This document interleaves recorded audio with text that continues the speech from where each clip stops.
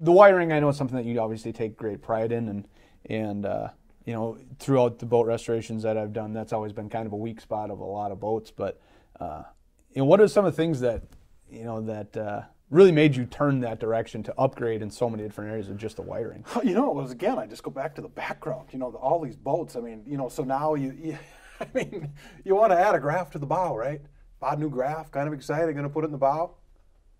Oh, I guess I got to get the ground off the bow light because there's not a ground wire in the front. And I'm like, really?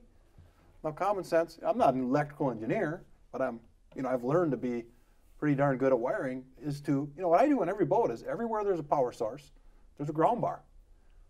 And we have Blue Sea panels, which are just totally out. I mean, they're world class, saltwater rated, really good. And so at every power spot, there is a ground bar and a Blue Sea panel with the fuses in it so that you never have an inline fuse. Right. On every wire in the boat, unless it's 6 inches long and completely intuitive, has a label on it. So if I get a call from a customer asking a question, that's all labeled. And I do them all myself. So every boat, I take the time. And that's one of those things that a lot of things, that I might feel comfortable turning over to someone. I have people that work for Bactro and help with the build.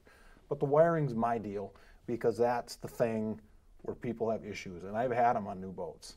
Simple wiring issues, and you look in there and go, oh my God, what is all this, right? Right. So my wiring stuff, and I do take pride. It's very simple. I quite honestly don't know why everybody doesn't do it the way we do, because it's very basic and super good quality. No issues with wiring. Don't expect to ever have any because it's very simplified, and I use tinned wire, saltwater rated. Why would you do it any other way, right? Right.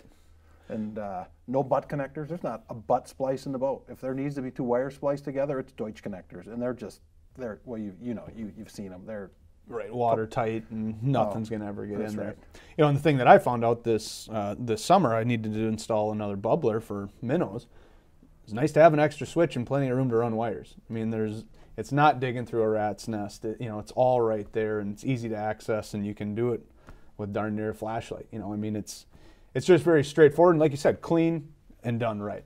Yeah, and the pumps, right? Cartridges, Deutsch connectors. Need to replace a pump, unplug it, plug it in. And every boat comes with a pump. Right.